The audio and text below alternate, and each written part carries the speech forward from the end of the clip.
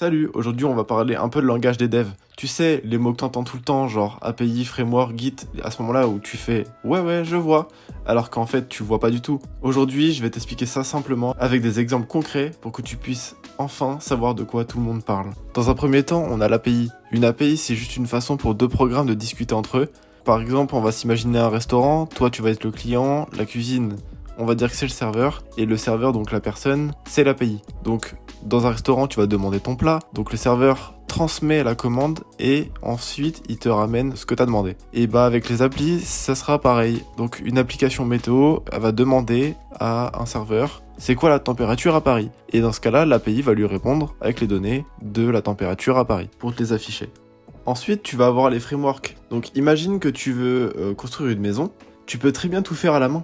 Creuser les fondations, monter les murs, poser le toit, ou alors tu prends un kit où il y a déjà tout ce qu'il faut. Il te reste plus que la peinture et la décoration. Un framework, c'est exactement ça, une base de code prête à l'emploi pour te faire gagner du temps. Laravel Symfony par exemple en PHP, Django en Python, et il y en a encore plein d'autres avec chacun son domaine et son langage.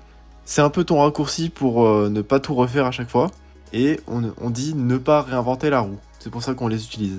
Git, c'est le truc qui va sauver ta vie quand t'as cassé ton code. Ça garde toutes les versions de ton projet, tu peux revenir en arrière, comparer ou bosser à plusieurs sans tout casser. Et le terme repository, ça va juste représenter le dossier magique où tout est rangé. Ça fait un peu peur au début, mais une fois que t'as pris le coup de main, ça va te sauver la vie vraiment. L'IDE, ça va être simplement ton espace de travail pour coder. Donc par exemple Visual Studio Code, PyCharm, IntelliJ, c'est tous des logiciels de code. Donc c'est là où tu vas taper ton code, que tu testes ou que tu cherches tes erreurs. C'est un peu l'atelier de bricolage, c'est là où il y a les outils, ton établi et ton petit café. Donc maintenant on va parler un petit peu des bases du code, donc les variables et les fonctions. Une variable c'est juste une boîte où tu ranges une information. Donc par exemple, quand on marque âge égale 25, t'as mis 25 dans la boîte âge. Et maintenant pour parler des fonctions, c'est comme un petit robot que tu vas programmer pour faire une tâche précise. Tu lui dis quoi faire et il le refait à chaque fois que tu en as besoin, donc à chaque fois que tu l'appelles. Par exemple, si on dit addition 3,5, le robot ou la fonction va te renvoyer 8 si on dit que la fonction addition est bien une addition. C'est simple, mais c'est la base de tout ce qu'on code ensuite. Les boucles, c'est le truc magique pour éviter de te répéter. Donc plutôt que d'écrire la même ligne de code 50 fois, tu dis juste fais ça pour chaque élément. C'est un peu comme quand tu fais la vaisselle, tant qu'il reste des assiettes, tu continues. Maintenant, je vais te donner un exemple. Si on a une variable qui vaut 10 et qu'on souhaite enlever 1 à la variable et en même temps envoyer un message de la console, on aura au total 11 messages. Si on dit que la boucle s'arrête à 0. Ensuite, on a les fameux bugs.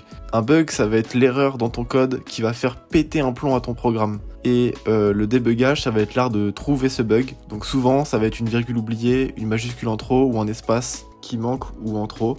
Ça m'est déjà arrivé de galérer plusieurs heures sur un petit bug, de partir du taf énervé, sans avoir trouvé, d'y réfléchir toute la soirée, toute la nuit, et le lendemain de le corriger en 10 minutes. Alors là, c'est le classique. Le front-end et le back-end. Donc le front-end, ça va être tout ce que tu vois sur un site. Les boutons, les images, les textes. Le back-end, ça va être tout ce que tu vois pas. Donc ça va être le serveur, la base de données, toute la logique qui est cachée. Donc pour un peu t'imager, le front-end, ça va être une salle d'un restaurant.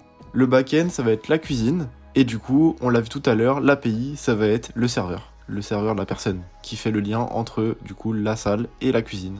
La base de données, ça va être la mémoire de ton site. C'est là où tout est stocké, les comptes utilisateurs, les produits, les messages. Tu peux voir ça un peu comme un grand classeur, ultra organisé, où ton site va chercher des infos quand il en a besoin.